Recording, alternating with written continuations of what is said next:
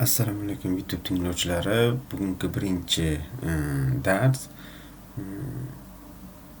talabalar va bu konstruktorlikka endi kirib kelayotgan yosh mutaxassislar yoki bo'lmasam kichkina oddiy chizmalarni chizishni 2D va 3D ko'rinishda chizishni xohlovchilar uchun bugungi video darsda 2D chizmalarda eng sodda bo'lgan shakllarni chizishni o'rganamiz. Bu shakllarni chizish uchun sizning kompyuteringizda Comps 3D programmasi o'rnatilgan bo'lishi kerak.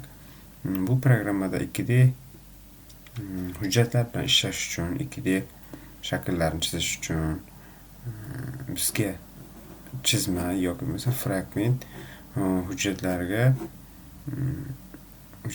chizish kerak bo'ladi. Buning uchun chizmani ustiga bir marta bossak, bizda hujjat uchun namunaviy ramkali shablon beriladi. Bu ramka odatda A4 formatda tayyor bo'lib taqdim etiladi. Uni albatta keyinchalik o'zgartirish mumkin. Yoki bo'lmasam fragment shakldagi hujjatlar fragment ustiga bosadigan bo'lsak, bizga cheksiz oq list beradi.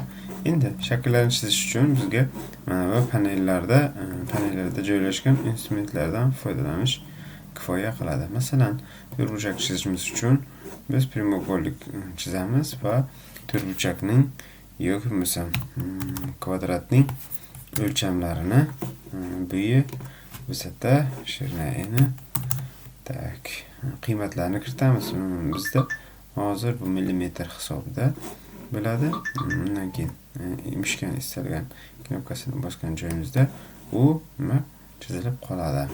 Yoki bo'lmasam aylanani chizish ham shu tartibda aylanaga faqat diametr yoki radiusini berish orqali, masalan, radiusi 100 ga teng bo'lgan aylana.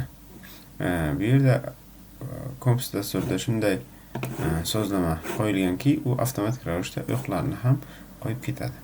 Shunday qilib eng sodda bo'lgan to'rtburchak va aylana shakllari chizildi. Endi bularga ishlov berishimiz mumkin. Bularni istalgancha murakkab shakllar chizishimiz mumkin. Bu keyingi darslarda.